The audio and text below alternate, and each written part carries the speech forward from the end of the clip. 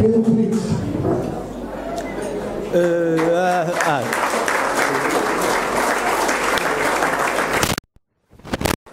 Bem, eu desde já devo dizer que é muito mais fácil falar para o púlpito do que falar do púlpito. Isto é muito mais difícil, mas adiante. Aproveito em nome da recém-eleita Conselhia de Ovar para vos agradecer a vossa presença e temos bastante gosto em vos ter-vos aqui. Também desde já gostava de vos informar e convidar-vos para estarem presentes na próxima sexta-feira, às 21h30, na sede do Bloco, para o primeiro plenário concelhio desta nova Conselhia. Será um plenário importante, pois irão ser votadas e discutidas propostas de funcionamento que têm o objetivo central de criar um diálogo permanente com os aderentes, os simpatizantes e a população no geral. Queria-vos dizer que fazemos este apelo à vossa presença pela necessidade de construir uma frente de combate que resista, mas que também avance, que denuncie, que intervenha e construa, que combata o medo, a resignação e a inevitabilidade do presente e do futuro.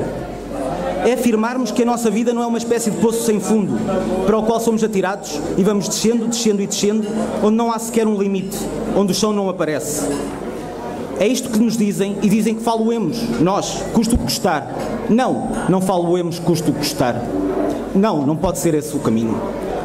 Dizem, portanto, que é inevitável, percamos o emprego, a casa, a saúde, a educação, que muitos comam menos e pior, que paguemos mais impostos e que percamos o direito a bens universais, como é o flagrante exemplo da água. E apesar de parecer que estamos a falar de conceitos muito genéricos e abstratos, entre aspas, do ponto de vista local, e eu deveria estar a fazer uma intervenção sobre os temas do Conselho e dos seus problemas, das suas preocupações, das suas contradições. Não, estes são os nossos problemas locais e manifestam-se localmente desta maneira.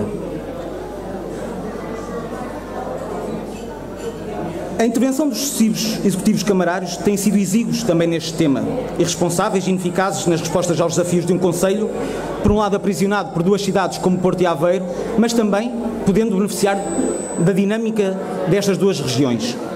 Dito isto, queria desde já dizer aos nossos camaradas e amigos, aqui presentes de fora do Conselho, que a palavra crise não rima connosco, por incrível que pareça, pois estão numa autarquia que apresenta resultados operacionais positivos. As empresas municipais que estão afetas ao setor da educação dão lucro e que têm, nesta conjuntura, o maior nível de investimento local.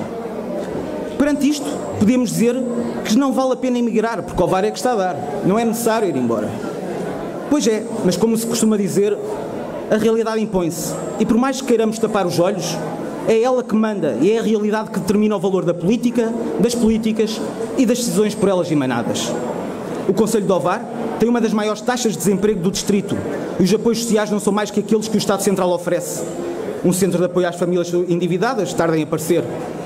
Numa altura da aflição permanente das famílias, com os encargos derivados com os empréstimos da casa, pois bem, a taxa de IMI cobrada pelo município é a mais alta que a lei permite. Numa altura em que os estudantes têm cada vez mais dificuldades em aparecer nas universidades, continuamos com os impressionantes 12 alunos apoiados pela Câmara em todo o Concelho para desenvolverem os seus estudos. No desenvolvimento económico e emprego, projetos como o Polis da Ria de Aveiro não saem do papel. As zonas industriais não têm qualquer projeto integrado que incrementem uma dinâmica de economia local. As freguesias rurais do Concelho permanecem com os terrenos por cultivar. E, aliás, sobre isto é inacreditável como é que não há uma política integrada em que técnicos municipais não consigam fazer a ponte entre os pequenos agricultores que se associem, que se organizem e possam concorrer aos fundos do PRODER. Também a reabilitação urbana não avançou, apesar das várias promessas e dos objetivos do município e das promessas que se fizeram neste sentido. O pequeno comércio de fim há 10 anos. Mais podíamos referir como a barrinha de Desmoriz, a cobertura do saneamento básico e, para mim, uma das falhas que este Executivo tem tido, não ter um diálogo com as populações das zonas costeiras sobre alternativas para as zonas residenciais mais afetadas com o avanço do mar. É uma questão que é necessário desenvolver, que é começar a ter políticas para isso, é começar a questionar, porque é um problema premente. E se nós não podemos deixar que o mar deixe de avançar, temos nós que arranjar alternativas para as pessoas mais afetadas e para as populações mais afetadas. E para acabar, queria fechar com o tema que o Bloco vai lançar a partir da próxima semana, numa grande campanha pelo Conselho, que é o tema da água. Também aqui, a decisão do atual Executivo é responsável e competente, e do ponto de vista social, podemos dizer que e do interesse público, podemos dizer que é criminosa. Como desde o início denunciámos, a integração dos antigos SEMAs na ADRA está-se a revelar catastrófica para os consumidores. Desde a passagem dos serviços municipalizados para a ADRA, em janeiro de 2011, os preços da fatura da água já aumentaram 41% em apenas 2 anos. Os compromissos da ADRA, no que concerne ao investimento na rede de água e saneamento, não avançam e já deveriam ter avançado. Problema já ressalvado até pelo próprio Presidente do município. E a cereja no topo do bolo é que a privatização avança já para o ano através das Águas de Portugal, como disse a Ministra Assunção Cristas. Podemos dizer que se gostávamos do MEDP e das PPPs, toma lá uma água.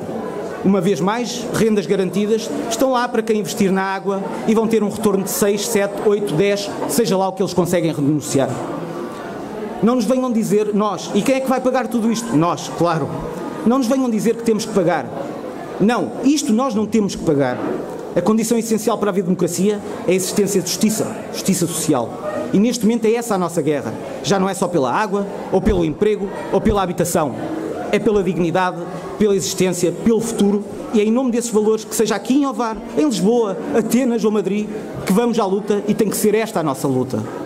Todos os dias, em todas as horas, agora é o momento. Forças, camaradas.